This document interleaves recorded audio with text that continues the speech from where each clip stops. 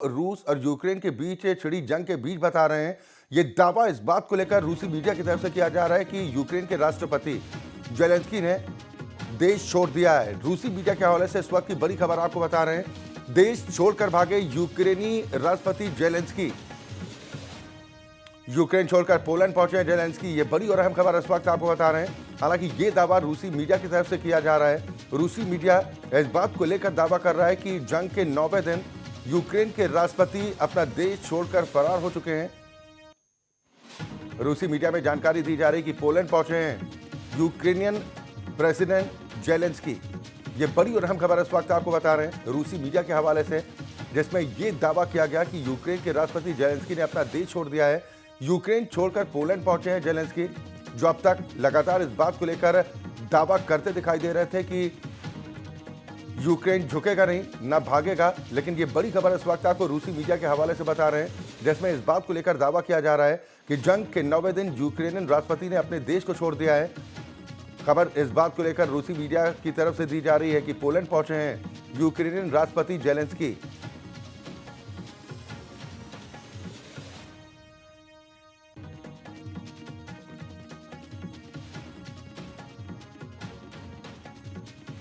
पूर्व राजनयिक जेके त्रिपाठी इस वक्त हमारे साथ फोन लाइन पर ज्यादा चर्चा और बातचीत के साथ जुड़ गए हैं। सर, ये जो खबरें अब रूसी मीडिया के हवाले से दी जा रही हैं कि यूक्रेन राष्ट्रपति अपना देश छोड़कर भाग चुके हैं, इन पर कितना यकीन किया जा सकता है? देखिए, ऐसा है कि अभी जो मीडिया वॉर चल रही है, इंफॉर्मेशन वॉरफेयर, जी जी। जो दोनों पक्ष एक दूसरे के बारे में बढ़ चढ़ करके दावे कर रहे हैं, हाँ। इसके चलते अभी हम किसी बात पे कुछ नहीं कर सकते। क्योंकि देखिए, एक बार पहले भी ऐसा हुआ था कि दावे हुए थे कि छोड़ करके भाग गए हैं, लेकिन फिर आपने देखा होगा उनका एक वीडियो आया बैकग्राउंड में वो प्रेसिडेंशियल पैलेस का। तो अभी हम कुछ नहीं कर सकते कि क्या है। ये तो जब वार 1-2 दिन में खत्म हो जाएगी तभी पता लगेगी। वैसे जेलेंस्की अभी तक तो कहते रहे हैं कि हम भागेंगे नहीं, हम लड़ते रहेंगे। उन्होंने यूएस का भी ऑफर ठुकरा दिया है। उसको देख के तो, और बल्कि कल भी उन्होंने कहा था कि पुतिन हमसे आके बात करें, हम काटेंगे नहीं उनको। तो उसको देख के तो ये नहीं लगता कि ये आदमी एकाएक इतना झुक जाएगा। क्योंकि अगर इनको झुकना होता, भागना होता, तो उसके पहले शायद ये इस्तीफा दे देते, जो कि रूस की आखिरी और एकमात्र कंडीशन रह गई थी। बिल्कुल। तो मुझे नहीं लगता कि अभी ये भागे होंगे। और लेकिन हो भी सकता है, अभी कुछ इस पे कहा नहीं जा सकता, कुछ भी निश्चित। कुछ सूचनाएं सर इस तरह को लेकर आ रही हैं कि अब से कुछ ही देर बाद एक प्रेस कॉन्फ्रेंस भी जेलेंस्की की तरफ से हो सकती है। हालांकि रूस दावा कर रहा है कि वो पोलैंड भागकर चले गए। देखिए, अब जेलेंस्की की ओर से प्रेस कॉन्फ्रेंस होगी, उसमें वो क्या कहते हैं और क्या दिखाते हैं, इस पे बात करनी होगी। क्योंकि जो पिछली बार भी दिखाया गया था उनका वीडियो, उसमें साफ साफ लग रहा था कि इस पे पीछे का बैकग्राउंड सुपर इम्पोज किया गया है। ये वहां का नहीं है जहां का वो कह रहे थे। क्योंकि जब ऐसी हालत में जब सड़कों पे बम बरस रहे हो, तो किसी भी देश के राष्ट्रपति के लिए ये एक फॉल्स सेंस ऑफ ब्रेवाडो है कि जाकर के सड़क पर फोटो खिंचाएगा, वीडियो प्रसारित करेगा। तो यही चीज हमें लग रही है कि अभी, क्योंकि ऐसा पहले भी हो चुका है और ये दिखा है कि उन्होंने कहा है कि वो नहीं भागे, तो अभी उनका वीडियो सर, आएगा। इसको साइकोलॉजिकल वॉर के तौर पर भी देख सकते हैं। एक तरफ तो गोली बम बंदूक से हमले किए जा रहे हैं, दूसरी तरफ क्या ये साइकोलॉजिकल वॉर भी चल रही है? बिल्कुल। देखिए, अभी तक तो पिछले 2 दिन पहले तक तो रूस की ओर से कोई रिएक्शन नहीं आता था। जो भी बोला जाता था वो नेटो के द्वारा या जेलेंस्की के द्वारा या यूक्रेनी सेना के द्वारा बोला जाता था जी। और बढ़ चढ़ के दावे किए जाते थे कि इतने लोग मारे गए, ऐसे हुए।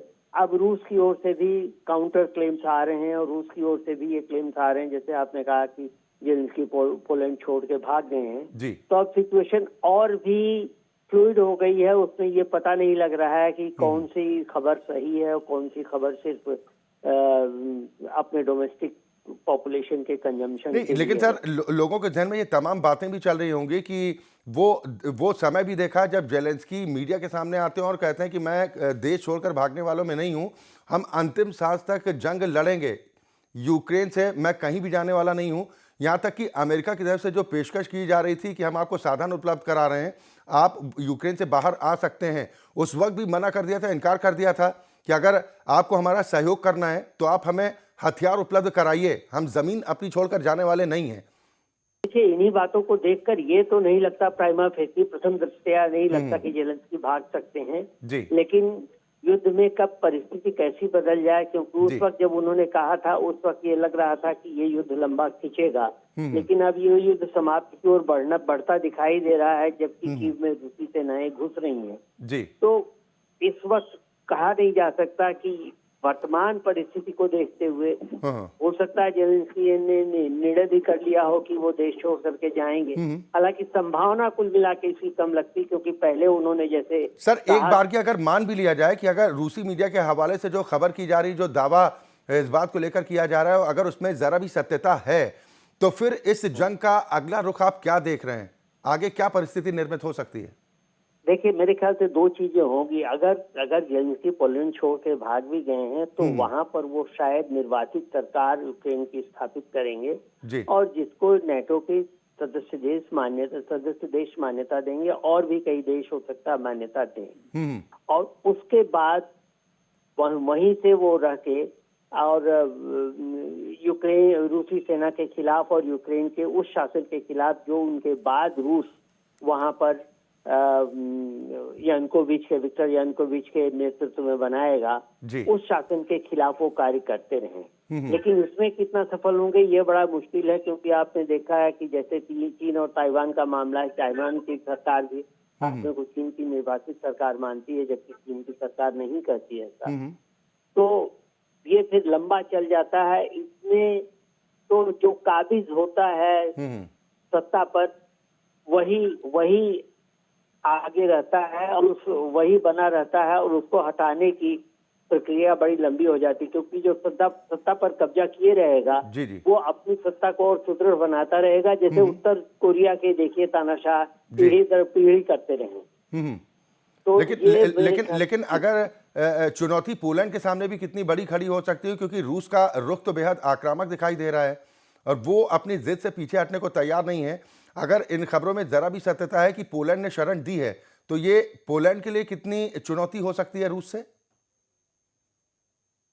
ये कोई बहुत बड़ी चुनौती नहीं होगी, क्योंकि यहाँ फर्क ये है कि यूक्रेन को नेटो की सेनाओं ने अंदर घुस करके यूक्रेन की मदद इसलिए नहीं की कि नेटो का मेंबर नहीं था यूक्रेन, लेकिन पोलैंड एक फुल फ्लेजेड मेंबर है और नेटो चार्टर के हिसाब से अगर किसी नेटो के मेंबर के ऊपर कोई हमला होता है तो सारे देश मिलकर के उसका जवाब देंगे।